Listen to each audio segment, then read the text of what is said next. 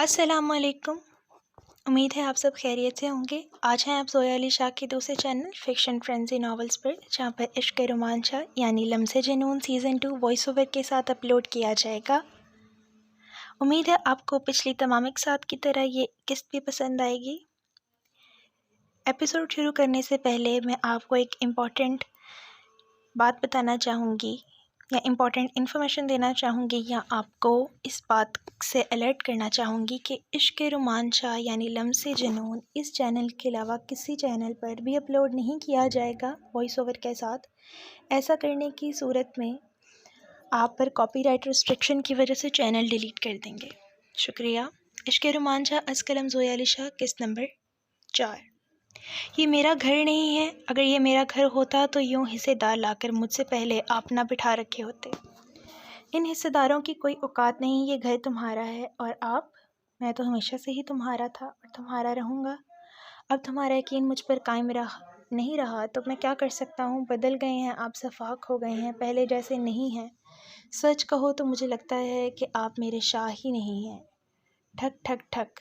कौन? दरवाजे की आवाज़ पर शाह ने नागवारी से पूछा। शाह इस वक्त सिर्फ मीरब को सुनना चाहता था, मीरब से बात करना चाहता था। ऐसे में किसी की मुदाखलत शाह को जहर से भी ज़्यादा जहरीली लग रही थी। प्लीज़ दरवाज़ा खोलें, मुझे आपसे बात करनी है। ये इशाल की आवाज़ थी। क्या कह रहे थे आप? कि मैं आप पर भरोसा करूं?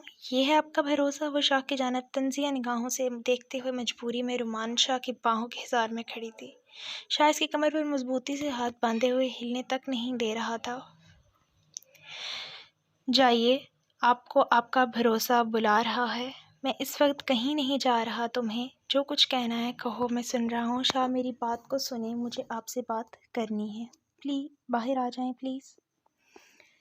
ये आपको शाह कहकर बुलाती है? आपने इसे शाह कहने का हक भी दे दिया। मीरब ने जिस अंदाज में कहा था, शाह का दिल तड़प गया। इस अल्फाजों की गहराई महसूस करते हुए वो कतरा कतरा जल रही थी। शाह की मोहब्बत किसी और की दस्तरस में जा चुकी थी, ये सोचकर वो खुद में ही ख़त्म हो रही थी।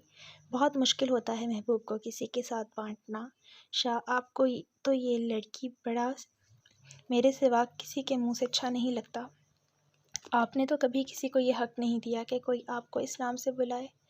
क्या वो इतने आपके दिल के नज़दीक आ चुकी है कि अब वो आपको शाह कहकर बुलाती है? शाह, आपने मेरे सारे हुकूक इसे दे दिए। जाने शाह तो खाली हाथ रह गई। ना मेरे पास शाह रहा, ना शाह की मोहब्बत, ना शाह का इश्क, ना शाह की औलाद तो मेरे जीने का कोई मकसद ही नहीं।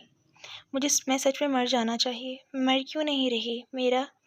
मीरब का दिल दर्द से लबरेज हो चुका था। वो टूटे हुए अल्फाजों से अब चीख नहीं रही थी, तड़प कर रो कर बोल रही थी। इसके दर्द भरे अल्फाज, इसकी बातें शाह के सीने को चीरते हुए इसके दिल पर वार कर रही थीं। शाह प्लीज़ बाहर आ जाएं, मुझे आपसे बात करनी है। शट अप, दफ़ा हो जाओ यहाँ से। मैं जवाब नहीं दे रहा। इस बात का मतलब तुम्हें समझ नहीं आ रहा? जाओ, जाकर अपने कमरे में आराम करो। अब की बार शाह गुस्से में चिल्लाया था। मैं आपसे बात किए बिना नहीं जाऊंगी। इस तरह आप मुझे मेरे हक से महरूम नहीं कर सकते। यह जादूगरनी आपको मुझसे छीन लेगी। तुम चली जाओ वरना मुझसे बुरा कोई नहीं होगा। शाह हलक के बल चिल्लाया। शाह को सब समझ में आ रहा था कि शाल क्या करना चाहती है। वो मीरब के दिल में शाह के लिए नफरत पैदा करना चाहती थी, बदगुमानियाँ पैदा करना चाहती थी, जिसमें वो कामयाब भी हो रही थी। जाएं, इसको आपके बगैर कहीं सुकून नहीं आ रहा। लगता है बहुत मोहब्बत से रखा है आपने इसको। वो मुझे बर्दाश्त नहीं कर पा रही। वो कौन होती है वह बर्दाश्त ना करने वाली? और मोहब्बत तो शाह आज भी तुमसे करता है, चाहे भी तो यकीन करो या ना करो। यकीन करने के काबिल आपने छोड़ा ही नहीं। तुम्हें मेरी आंखों में अपने लिए मोहब्बत क्यों नज़र नहीं आ रही? क्यों इतनी बदगुमान हो गई हो जानिशा? मत कहें मुझे जानिशा। आपने तो अपनी ज़िंदगी किसी और को बना लिया है। आपकी मोहब्बत को मैं आपकी आंखों में देखने की पूरी कोशिश कर रही हूँ। क्या करूँ, दिखाई नहीं दे रही। वहाँ पर तो अब किसी और को बसाया रखा है। वो बड़े दर्द से बोली थी। आंसू बहकर इसके रुखसार को भिगो रहे थे। इशाल शायद शाह की गुस्से वाली आवाज़ सुनकर जा चुकी थी। दोबारा इसकी कोई आवाज़ नहीं आई थी। तुम्हारी आंखों में आंसू मुझे तकलीफ़ देते हैं, ये बात तुम जानती हो। क्यों तड़पा रही हो? जब कह रहा हूँ कि मैं आज भी तुम्हारा हूँ, मेरी मोहब्बत आज भी तुम्हारी है। इस लड़की का वजूद मेरे लिए कोई मायने नहीं रखता। ये समझ लो कि इसका और मेरा सिर्फ हमदर्दी का रिश्ता है। इसके भाई के बहुत से एहसानात थे जिनको उतारने के लिए मुझे ये कदम उठाना पड़ा। बस कर दें शाह, इतनी हमदर्दी हो गई कि वो आपके बच्चे की माँ बनने वाली है। प्लीज़ इस बात को छोड़ दो, वक्त आने पर सब पता चल जाएगा। आप मुझसे दूर रहें, मुझे कुछ पता नहीं लगाना, और आप ना मेरे कमरे में आए और ना आप मेरे साथ फजूल की करीबियाँ बढ़ाएं। वो शाह से दो टोक बोलती हुई शाह के सीने पर जोर डालकर गिरफ्त से निकल चुकी थी, क्योंकि शाह ने अपनी गिरफ्त जानबूझकर ढीली कर दी थी। शाह को अब गुस्सा आने लगा था। आखिर वो रोमांचा था, इससे ज़्यादा बर्दाश्त करने की हिम्मत नहीं थी। आपके साथ मजबूरी में आई हूँ, मजबूरी से ही रहूँगी। आप इसी के पास जाकर रहें, बस मीरा, इससे ज़्यादा सफाई नहीं दूँगा। तुम्हें जो समझना है समझो, और रही बात तुम्हारे करीब ना हो, तुम्हारे साथ ना रहूँ, तो ये तुम्हारी गलत फहमी है। शाह कल भी अपनी मर्ज़ी का मालिक था, आज भी अपनी मर्ज़ी का मालिक है। 2 साल का हिजर काट के तुम्हारे पास आया हूँ, और अब भी तुम्हें लगता है कि मैं तुमसे दूर रहूँगा, तो ये तुम्हारी सोच है। मैं तुम्हारी सोचों पर पहरे नहीं लगा सकता। अगर इतनी देर से प्यार से समझा रहा हूँ तो वो मेरी मोहब्बत थी, और जब तुमने बात ही ख़त्म कर दी कि तुम्हें मुझ पर यकीन नहीं, मेरी मोहब्बत पर यकीन नहीं, तो अब मैं करूँगा जो मेरा दिल कहेगा। क्या करेंगे? अगर ज़बरदस्ती मेरी मर्ज़ी के ख़िलाफ़ करीब आने की कोशिश, तो मैं भाई को फ़ोन करके यहाँ वापस भी जा सकती हूँ। अच्छा, करो भाई को फ़ोन, जाकर दिखाओ। रोमांचा आगे बढ़ते हुए मीरब की कमर पर हाथ रख के झटके से इसे अपने करीब किया। वह लहराती हुई इसके सीने से आ टकराई थी। वो इस आफात के लिए बिल्कुल तैयार नहीं थी। शाह के हाथ आज भी वैसे ही सख्त थे। मीरब की रीढ़ की हड्डी की दर्द अच्छी खासी लहर उठी थी। अगर शाह से दूर थी तो इसमें शाह की रजामंदी शामिल थी, क्योंकि वो तुम्हें दर्द में नहीं देख सकता था। और अगर तुम्हें लगता है कि तुम मुझे धमकाकर मुझसे दूर रह सकती हो, तो ये तुम्हारी सबसे बड़ी गलत फहमी है। तुम्हारी सांसों पर, तुम्हारे हवासों पर अपनी हुकूमत ना दिखाऊं तो मुझे रोमांचा कौन कहेगा? मैं आपकी कोई बात नहीं मानूंगी, कोई ज़बरदस्ती बर्दाश्त नहीं करूंगी। जो कर सकते हैं कर लें। लो फिर। शाह वही कर रहा था जो करना है। इसे सबसे ज़्यादा पसंद था मीरब की घुटी हुई सांसें। प्लीज़ सर, मुझे थोड़ा सा वक्त दें। कितना वक्त? 2 साल हो गए हैं। तुम अब भी वक्त मांग रहे हो? इससे ज़्यादा वक्त नहीं दे सकता सर। मैं अपनी तरफ से पूरी कोशिश कर रहा हूँ, मगर रोमांचा की सोच कहाँ से शुरू होती है, कहाँ पर ख़त्म होती है, समझ ही नहीं आता। मेरे हर प्लान को मिट्टी में मिलाकर आके गुजर जाता है। आप जानते हैं, मैंने तो अपनी इज्जत तक दांव पर लगाई हुई है आपकी खुशी के लिए। मुझ पे एहसान जताने की ज़रूरत नहीं है। तुम मेरा काम फ्री में नहीं कर रहे। तुर्की में एक आलीशान घर तुम्हें गिफ्ट कर चुका हूँ, जिसकी कीमत करोड़ों में है। हर रोज़ तुम अपने कोई ना कोई काम मुझसे निकलवा रहे हो। क्या तुम्हें बेवकूफ़ लगता हूँ? मुझसे समझ नहीं आता। सुल्तान साइगल की गुस्से से भरी हुई धाड़ सुनकर अजहर खान को घबराहट से पसीने आने लगे थे। सुल्तान साइगल कोई मामूली इंसान नहीं था। सुल्तान साइगल अंडर माफिया का बहुत बड़ा नाम था। इसका नाम जो जुर्म की दुनिया में तहलका मचा देने के लिए काफ़ी था। ऐसा कोई बुराई नहीं थी जो सुल्तान साइगल के अंदर मौजूद नहीं थी। ऐसा कोई गंदा और हराम धंधा नहीं था जो सुल्तान साइगल प्रमोट ना करता हो। शराब के लिए चर्च तक वो हर नशा सप्लाई करता था। स्मगलिंग की दुनिया में इसे किंग समझा जाता था। छोटे तबके की लड़कियों को किडनैप करवाकर इन्हें अपर लेवल पर जाकर सप्लाई करना इसका सबसे फेवरेट धंधा था, जिसमें एक दिन मिलियन बिलियन की प्रॉफिट हासिल कर रहा था। इसके नज़दीक सब कुछ जायज़ था। पुलिस इसका कुछ नहीं बिगाड़ सकती थी। सब साथ बड़े बड़े लोग शामिल थे। कोई चाहकर भी सुल्तान साइगल का नहीं बिगाड़ सकता था। सुल्तान साइगल की सिर्फ एक बेटी थी, जिसके इर्द गिर्द हर वक्त हाई सिक्योरिटी का दायरा रहता था। सुल्तान साइगल की रोमांचा के साथ पुरानी दुश्मनी थी, मगर ये बात रोमांचा नहीं जानता था। रोमांचा ये तो वहमो गुमान में भी नहीं था कि इसका दुश्मन कोई और नहीं, सुल्तान साइगल है। सुल्तान साइकिल को कौन नहीं जानता था? वो अंडर माफिया का डॉन था, इसलिए हर पढ़ा लिखा बादशाह और इंसान इसे जानता था। ये नाम कहीं ना कहीं हर किसी ने सुन रखा था, मगर इसका नाम रोमांचा के साथ बहुत गहरा ताल्लुक था। तुम क्या मुझे पैसे रोमांचा की तारीफ़ करने के लिए लेते हो? नहीं सर, मुझे माफ़ कर दीजिए। मैंने ऐसा कब कहा? आपका खाता हूँ, आपके कदमों की धूल, आपके दर का कुत्ता हूँ। मेरी क्या औकात है मैं रोमांचा की तारीफ़ें करूँ? अज़हर खान कुत्ते की तरह सुल्तान साइगल के सामने फ़ोन पर भौंचा हल्का रहा था। अज़हर खान कहने को रोमांचा का दोस्त था, जिसने कभी बुरे वक्त में रोमांचा का बहुत साथ दिया था, मगर आज पैसे की लालच और हवस ने अज़हर खान को इतना बदल दिया था कि वह दोस्ती और रिश्ते को जूती की नोक पर रखते हुए सिर्फ पैसों के लालच में आगे बढ़ते जा रहा था। वो इतना घटिया और गिरा हुआ इंसान बन चुका था कि इसने अपनी बहन को सुल्तान के आगे बेच दिया था, जिसके बदले में तुर्की के खूबसूरत और महंगे तरीन शहर इस्तांबुल में के अंदर महलनुमा घर सुल्तान ने गिफ्ट किया था। और इस घटियापन यहीं ख़त्म नहीं हुआ था, इसने ज़बरदस्ती अपनी बहन को कई बार सुल्तान साइकिल के बिस्तर की जीनत बना चुका था। अज़हर खान की बहन कोई और नहीं इशाल खान थी, जो उम्र में सिर्फ 20 साल की होगी। माँ बाप का साया बचपन में ही उठ गया था, मगर खुदा का शुक्र था कि अच्छे खासे खुशहाल थे दोनों बहन भाई। अज़हर खान और सुल्तान साइकिल की मुलाकात ऐसे हुई थी कि इशाल के कॉलेज के एक लड़की थी जो एक बहुत बड़ी गैंग का हिस्सा थी। इसका काम था कॉलेज की खूबसूरत लड़कियों की पिक्चर लेकर सुल्तान साइकिल तक पहुँचाना। इसका काम की अच्छी खासी रकम दी जाती थी। धनक नामी लड़की, जिसका रियल नाम शायद कुछ और था, मगर इसने अपना नाम धनक ही सबको बताया था। धनक लड़कियों के ग्रुप में बहुत सुलझी हुई लड़की बनकर रहती और हर लड़की से दोस्ती कर लिया करती थी। लड़कियां इसके झांसे में बहुत जल्द आ जाया करती थी, क्योंकि इसकी बात करने का अंदाज़ ऐसा था कि वो हर किसी को अपना दोस्त और गर्विदा बना लेती। इसने बहुत जल्द इशाल को भी अपने जाल में फंसाकर बहुत अच्छी दोस्ती बना ली। इशाल पठान ख़ानदान से ताल्लुक़ रखती थी। वो कम उम्र और देखने में काफ़ी खूबसूरत थी। धनक ने इशाल की तस्वीर और सुल्तान साइकिल को भेजी, तो सुल्तान साइकिल ने डिमांड की कि इशाल को जल्द से जल्द इसके पास भेजा जाए। सुल्तान साइकिल का जिस पर दिल ला जाता, सुल्तान साइकिल इसे अपने बिस्तर की जीनत बनाने के बाद बेदर्दी से बेच दिया करता था। इसे किसी की बहन बेटी की इज्जत से कोई फ़र्क नहीं पड़ता था। इशाल की दोस्ती ने बड़ी चालाक से इशाल का कॉलेज से अपने साथ जाने पर किडनैप करवा दिया। सुल्तान साइकिल इशाल के साथ भी वही सलूक करने वाला था जो वो हर ख़ास लड़की के साथ किया करता था।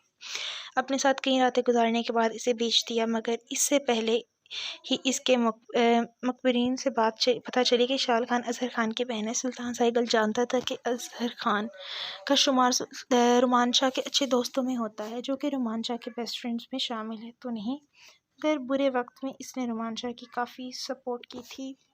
रुमान शाह ठहरा गैरतमंद और इज़्ज़त नफ्स वाला इंसान, जो किसी की हुई नेकी को कभी नहीं भूलता। गैरतमंद अच्छे इंसान की ये पहचान होती है कि वो अपने साथ की हुई नेकी को कभी नहीं भूलता और वक्त आने पर हमेशा अपने साथ अच्छा करने वाले के साथ खड़ा रहता है। और यही खासियत रुमान शाह की भी थी।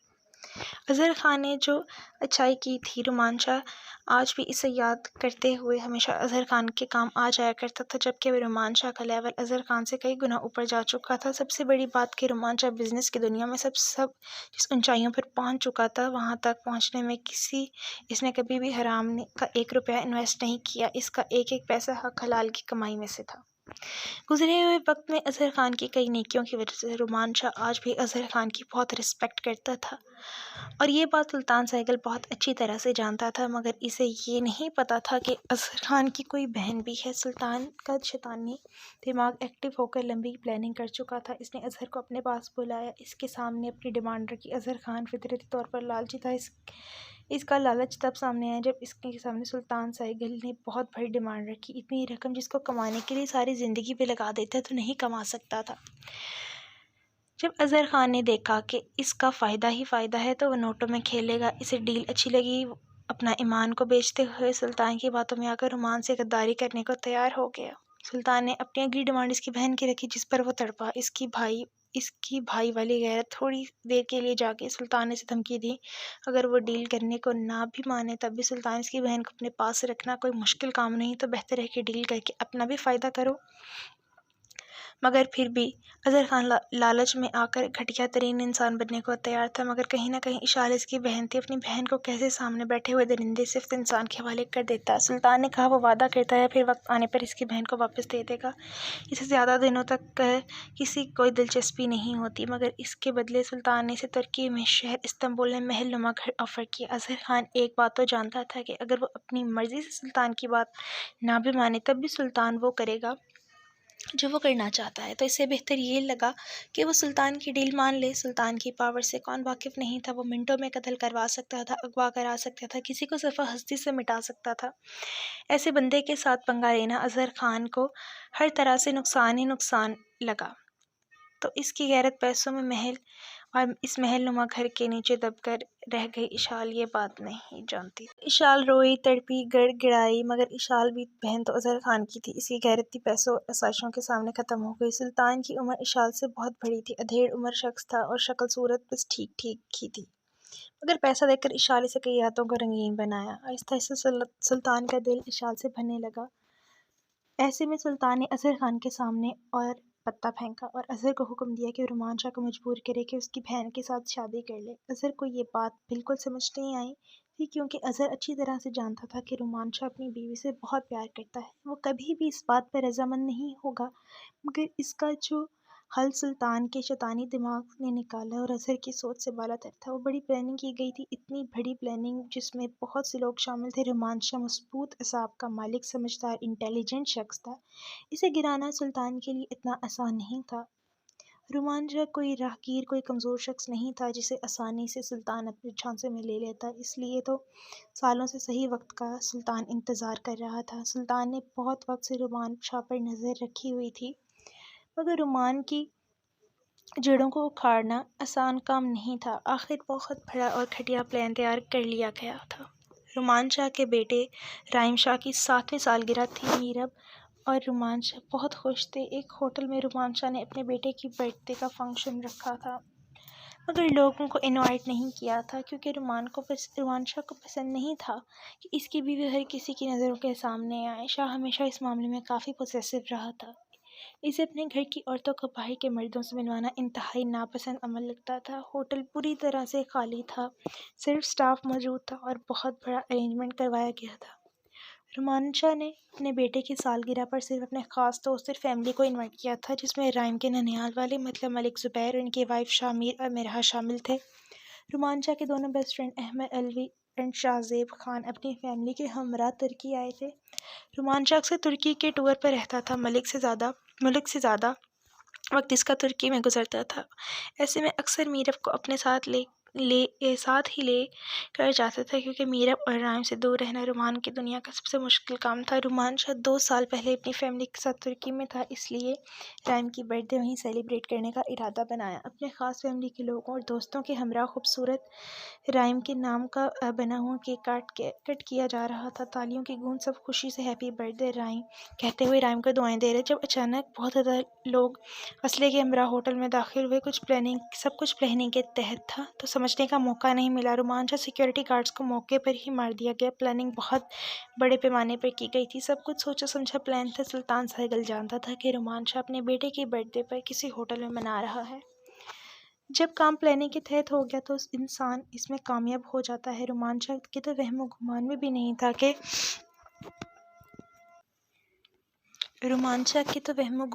नहीं था कि इसका अपना दोस्त ही इस काम में साथ मिला हुआ है।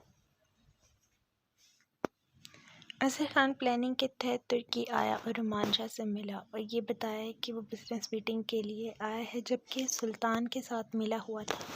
वो सुल्तान के कहने पर ही यहाँ आया था। वो हर पल की रिपोर्ट सुल्तान तक पहुँचा रहा था, इसीलिए सुल्तान रुमान शाह पर हमला करवाने में कामयाब हो गया था। अक्सर इंसान अपने दोस्तों से ही धोखा खाता है। यही हुआ था रुमान शाह के साथ। सुल्तान, जो कई सालों से रुमान शाह का एक बात भी बांका नहीं कर सका, इस रात रुमान शाह का बहुत बड़ा नुकसान कर गया। होटल में भागदौड़ मच गई। इस भागदौड़ में सब एक दूसरे से अलग हो गए। रुमान शाह ने मीरब का हाथ मजबूती से थाम रखा था। राइम रुमान के हाथ में था। रुमान शाह ने पिस्टल निकालता है मीरब और राइम की हिफाजत के लिए फायर की, मगर इसके पास सिर्फ एक पिस्टल थी और मुकाबिल लोग भारी असला से लदे हुए थे। होटल की लाइट बंद कर दी गई थी, किसी को कुछ दिखाई नहीं दे रहा था। रुमान शाह मीरब और राइम को अपनी बाहों के सहारे में लिए एक हाथ में पिस्टल थामे हुए कोशिश कर रहा था कि वो अपनी फैमिली को यहाँ महफूज करके निकलने में कामयाब हो जाए। वो बड़ी हद तक कामयाब होता भी जा रहा था, मगर जब से ही रुमान शाह होटल की पार्किंग एरिया में पहुंचा, बहुत सारे नकाब में खड़े हुए लंबे चौड़े सुल्तान के टट्टू सामने आकर खड़े हो गए। मतलब रुमान शाह को खुद चांस दिया गया था कि वो सामने आए, क्योंकि अंधेरे में रुमान शाह को पहचानना शायद इनके लिए भी मुश्किल था। रुमान शाह के पास सिर्फ और सिर्फ एक गोली बची थी, जिससे वो सामने खड़े हुए लोगों का मुकाबला नहीं कर सकता था। मर्द कमज़ोर इसी वक्त पड़ता है जब इसके साथ औरत हो, और रुमान शाह हारने वालों में से नहीं था। इसे अपनी जान की कोई परवाह नहीं थी। वो ना ही बुज़दिल था कि मौत को सामने देखकर घबरा जाता, मगर इस वक्त इसकी 2 कमज़ोरियाँ इसके साथ थी, जिनको अपने एक बाजू के हिसार में लिए खड़ा था, पिस्टल को थामते हुए। वो सबको देख रहा था। मीरब ने राइम को उठा रखा था। मीरब और राइम बहुत खौफज़दा थे। इस वक्त रुमान शाह खुद को दुनिया का सबसे बेबस इंसान समझ रहा था। जिस राइम और मीरब की आंखों में कभी डर नहीं देखा, देखना चाहता था। इस वक्त वो खुद ज़्यादा खौफज़दा थे। ये बात रोमांचा के लिए बहुत तकलीफ़देह थी, मगर फिर भी कभी इंसान हालात के सामने मजबूर हो जाता है।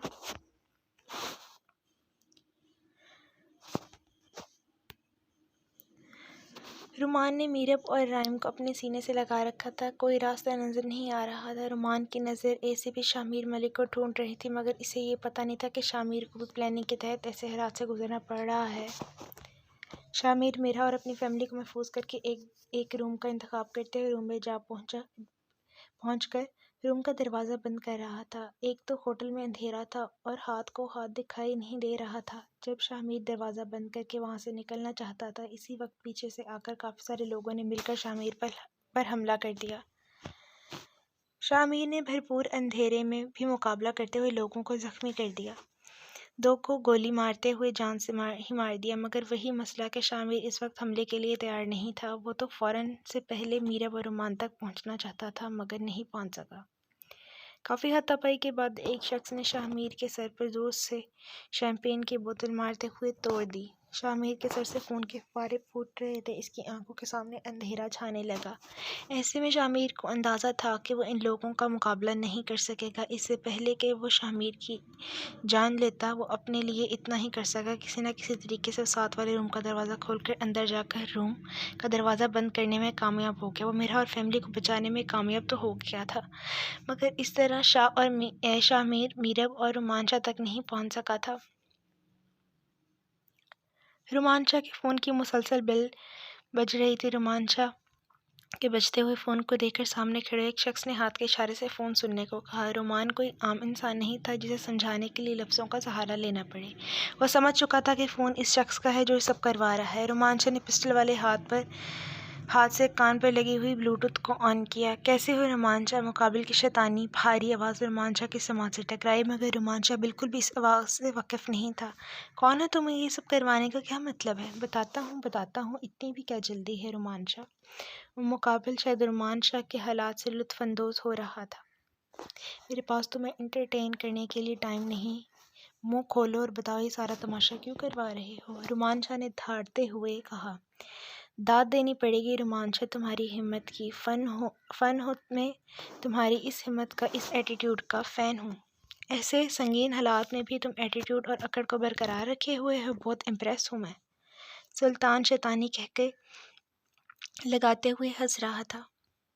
अगर इतना ही पसंद हूँ तो फिर सामने आकर मिलो। ये बुज़दिलों की तरह पेट पर वार करवा कर क्या साबित करना चाहते हो? मर्दों की तरह तुम जहाँ चाहो मुझे बुला सकते हो।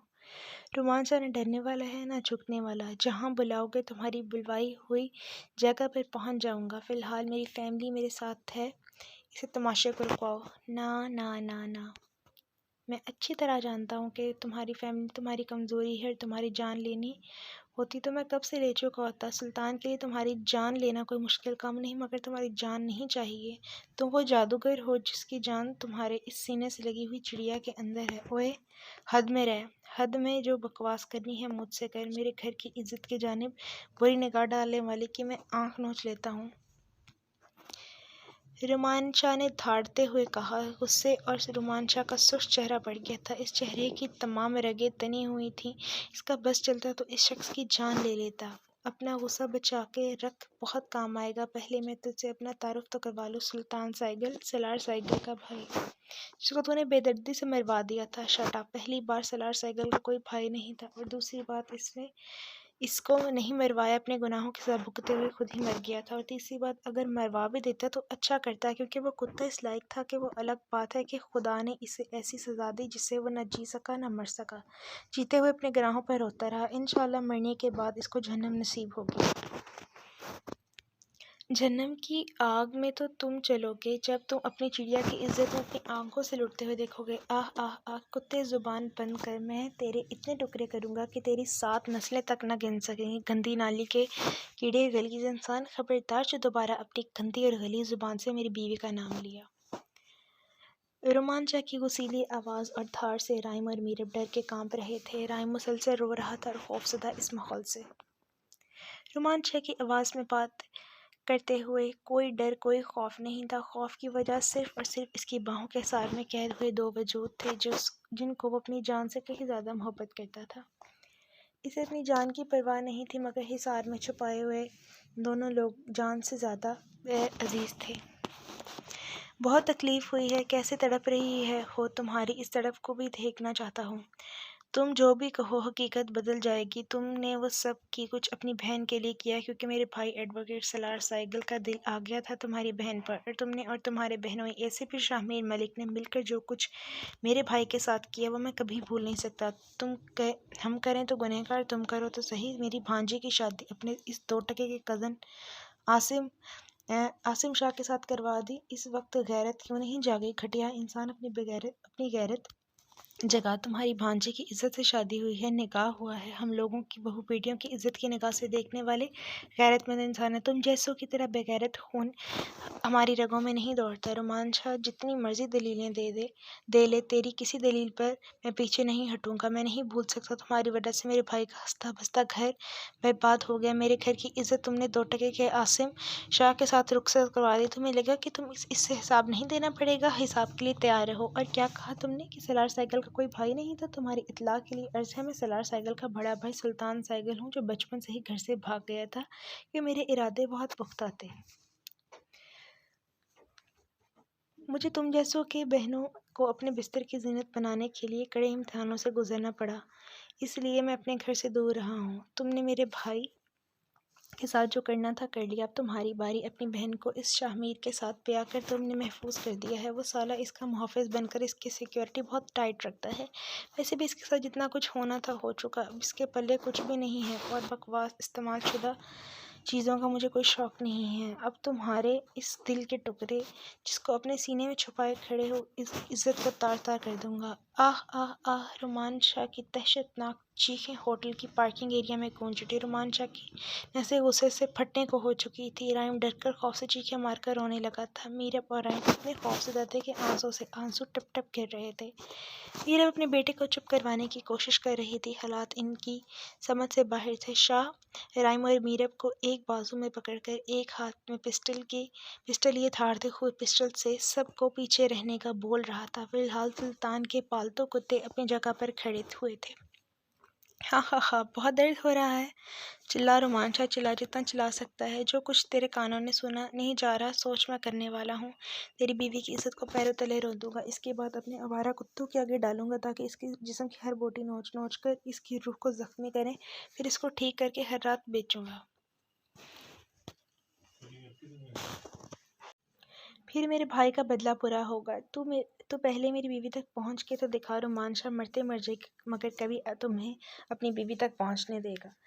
रुमान शाह हलक के बल चलाते हुए बोल रहा था। गंदी नाली की पैदावार मीरब की तरफ आने वाली हवा को भी मैं इजाज़त न दूँ कि वो इसके करीब से होकर गुजर जाए। तूने सोच भी कैसे लिया कि तू रुमान शाह की बीवी तक पहुंच सकते हो? मैं तुम्हारा वही हशर करूंगा जो तुम्हारे भाई का किया। रुमान शाह धाड़ते हुए मीरा बोराइम को अपने सीने से कस के लगाए खड़ा था। खूबसूरत शहजादा अपनी शहजादी और प्यारे से बेटे की हिफाजत कर रहा था। मीरब को तो कुछ समझ नहीं आ रहा था कि रुमान शाह क्या बोल रहा है, किसके बारे में बोल रहा है। वो तो अपने बेटे के लिए हलकान हो रही थी, जो डर से रोए जा रहा था।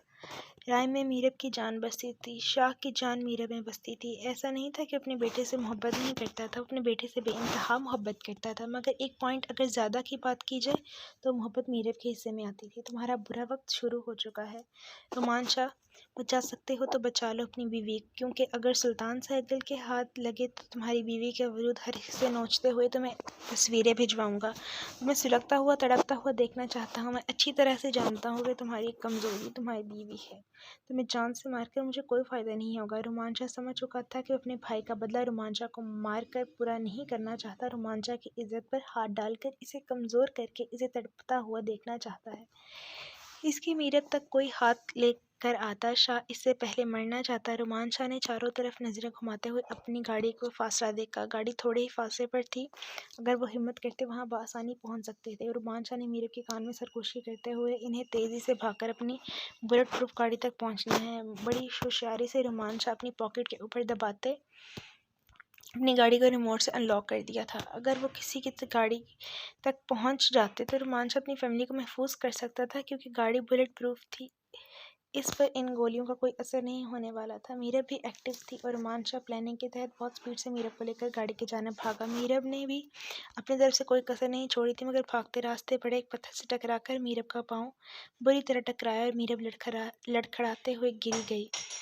मीरब के हाथ से राइम छूटकर इससे थोड़ी दूरी पर गिर गया। इससे पहले मीरब अपने पाँव से निकलते खून और दर्द को भूलकर अपने बेटे उठाते सुल्तान के कुत्ते पहुंच चुके थे। रुमान के पास दो ही ऑप्शन थे कि मीरब को अपनी इज्जत को बचा लेता या फिर अपने बेटे को।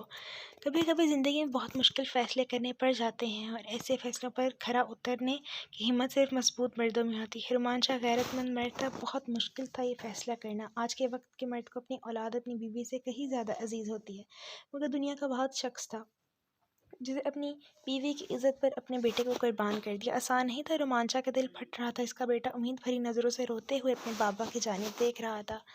मीरब को हाथ से खींचकर 2-3 कदमों दूरी पर खड़ी गाड़ी खींचते हुए बैठाया। वो खुद बैठकर गाड़ी लॉक कर चुका था। बाहर से बेतहाशा कुत्तों की फौज गाड़ी के अंदर इर्द गिर्द मंडला रही थी।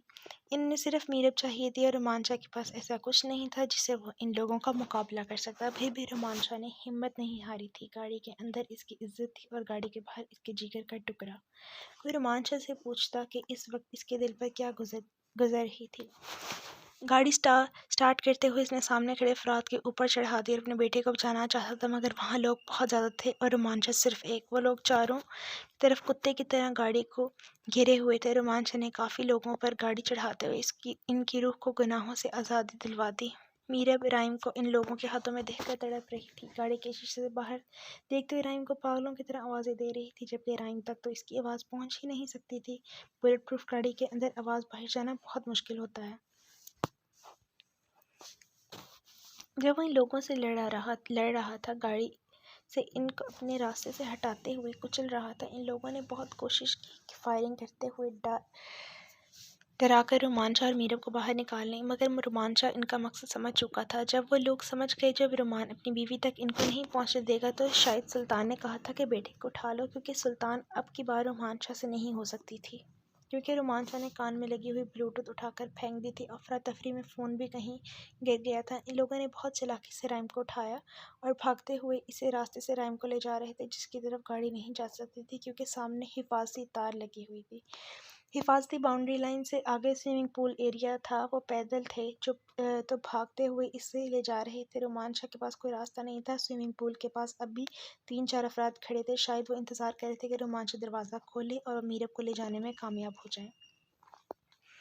होटल के बाहर लगी हुई लाइट्स ऑन थी। सिर्फ होटल के अंदरूनी हिस्से की लाइट्स बंद थी। अब भी होटल के अंदर अंधेरा छाया हुआ था। मीरब अपने बेटे को दूर जाते देखकर तड़प कर दरवाज़ा खोल रही थी, मगर रोमांचा ने लॉक करके रिमोट गाड़ी की सीट पर फेंक दिया। गाड़ी के अंदर दरवाजे को अनलॉक करना मीरब को नहीं आता था। बुलेट प्रूफ गाड़ी के फुल कंप्यूटर सिस्टम होते हैं। मीरब को इस तरह इसके बारे में ज़्यादा पता नहीं था और ना ही कभी ज़रूरत महसूस हुई, मगर आज इसे अपने ऊपर शदीद गुस्सा आ रहा था जब वो अपने बेटे को बचाने के लिए गाड़ी से बाहर नहीं निकल पा रही थी। मीरब इसकी बाहों में तड़प रही थी। वो अपने बेटे को देख रही थी। राइम अब भी इनकी नज़रों से ओझल नहीं था, मगर रास्ता ऐसा था जहां वो गाड़ी नहीं ले जा सकता था। दूर से गाड़ी की जानिब देखते रोते हुए राइम की लिपसिंग से साफ पता चल रहा था कि वो रो रहा है। बाबा वो बुला रहा है, बाबा बाबा। राइम दोनों बाजू फैलाकर रो रहा था। अपने बाबा की जानिब देख रहा था। इसकी नज़रों में इसके बाबा स्पाइडरमैन थे। ऐसे हालात देखकर मीरब कैसे न तड़पती। तड़प तो रोमांचा भी रहा था। शाह, प्लीज़ राइम को बचा लें। वो शाह के हाथों में तड़प रही थी। शाह इसे मजबूती से अपने सीने से लगाए हुए खुद पर जब्त कर रहा था। शाह की आंखों में दर्द की शिद्दत से आंसू आने लगे थे। जिंदगी में रोमांचा तीसरी बार रो रहा था। एक बार अपनी माँ की जुदाई पर तड़प कर, दूसरी बार मीरा को खुद से दूर जाते हुए तड़प कर रोया था और तीसरी बार अपने बेटे के लिए रो रहा था। शाह, वो मेरे राइम को ले जा रहे हैं। मैं इससे कुछ हुआ तो मैं मर जाऊंगी। मीरब, अगर किसी ने तुम्हें छुआ तो मैं मर जाऊंगा। वो बेटा है मेरा। वो चीख रही थी। तुम इज्जत हो मेरी। वो अपने बेटे के दर्द में तड़प रहा था। आप सालिम हैं। मैं मजबूर हूँ। मैं आपको कभी नहीं माफ़ करूँगी। जानता हूँ। रोमांचा इसे ज़बरदस्ती पकड़कर गले से लगाते हुए इसके रोने में दर्द ऐसा था कि रोमांचा का कलेजा फट रहा था। वो लगातार तड़प कर रोते हुए रोमांचा ने खुद को दूर करके गाड़ी से निकलना चाहती थी, मगर वो लोग रायम को इसकी आंखों से दूर ले जा रहे थे। वो बेहोश होकर शाह के हाथों में बेजान गुड़िया की तरह लटक गई। दुश्मन खूबसूरत शहजादे को शाह की नज़रों के सामने से ले जा चुके थे। आज की रात रोमांचा के लिए क़यामत की रात थी। इस रात के बाद सब कुछ बदल गया। मीरब शाह से नफ़रत करने लगी थी, शदीद नफ़रत। वो शाह के साथ रहना ही नहीं चाहती थी। नफ़रत की इंतहा तो तब हुई जब अगली सुबह राइम को पुलिस ने बहुत ढूंढा मगर राइम नहीं मिला और घर पर राइम की पार्सल में थ्रू दरवाजे पर आके खून में लथपथ वो ड्रेस मिली जिसमें इसकी सालगिरह बहुत प्यार से मीरब ने खरीदी थी। शाह मीरब को खुद से दूर नहीं करना चाहता था मगर अपनी जान लेने पर तुली हुई थी। अपने बेटे के गम में पूरी तरह बागी हो चुकी थी। शाह मीर ने समझाया कि फ़िलहाल इस वक्त पाकिस्तान भेज दो वरना वो खुद को नुकसान पहुंचाएगी। रुमान शाह ने इस फैसले पर अमल कैसे किया वो तो सिर्फ इसका दिल ही जानता था। उम्मीद है आपको आज की किस्त भी पसंद आई होगी और अभी थोड़ा सा सैड पार्ट है और आगे थोड़े से ट्विस्ट आएंगे, थोड़ा सा सस्पेंस है, फिर आपको पता चलेगा कि रुमान शाह ने ऐसा क्यों किया और इशाल का जो सीक्रेट है कि इशाल से रुमान शाह ने शादी क्यों की और वो बच्चा किसका है, ये सीक्रेट भी आने वाले एपिसोड में जल्दी रिवील हो जाएगा। और इंशाल्लाह पूरी कोशिश करेंगे अगली किस्त जल्द से जल्द दी जाए। और इस चैनल के अलावा इश्क़ रुमान शाह किसी भी दूसरे चैनल पर वॉइस ओवर के साथ अपलोड नहीं किया जाएगा, इसलिए लाइक किया करें, सब्सक्राइब किया करें, शेयर किया करें और कमेंट करना बिल्कुल नहीं भूला करें। कमेंट पे अपनी राय दीजिएगा और अपना फेवरेट डायलॉग भी कमेंट करिएगा। और अभी तक थोड़े सैड एपिसोड चल रहे हैं पर इंशाल्लाह आने वाले वक्त में थोड़े हैप्पी एपिसोड्स भी आएंगे, थोड़े नहीं बहुत ज़्यादा आएंगे। शाह मीर के, आसिम शाह के और डॉक्टर शाहज़ेब के सबके इंशाल्लाह बहुत ज़्यादा सीन्स आएंगे। इसके लिए आपको लाइक करना होगा और वीडियो को एंड तक देखना होगा ताकि आपका कोई भी सीन मिस ना हो। और मुझे उम्मीद है कि आपको इश्क़ रुमान शाह बहुत पसंद आ रहा होगा। और लम्से जुनून की कामयाबी के बाद इश्क़ रुमान शाह सीज़न 2 लिखने का सोचा गया और राइटर ने इस चैनल पर तो ये नावल वॉइस ओवर के साथ अपलोड किया जा रहा है मगर ज़ोया अली शाह के ऑफिशियल चैनल पर इस नावल की बहुत से एक साथ आई हुई हैं मगर उस चैनल पर वॉइस ओवर के साथ अपलोड नहीं किया जा रहा। इस चैनल पर इश्क़ रुमान शाह वॉइस ओवर के साथ अपलोड होगा। उम्मीद है आपको ये किस्त पसंद आई, आपको ये नावल पसंद आई होगी। लाइक, सब्सक्राइब, शेयर करना ना भूलिएगा और अपना बहुत सारा ख्याल रखिएगा। फ़ी अमान अल्लाह।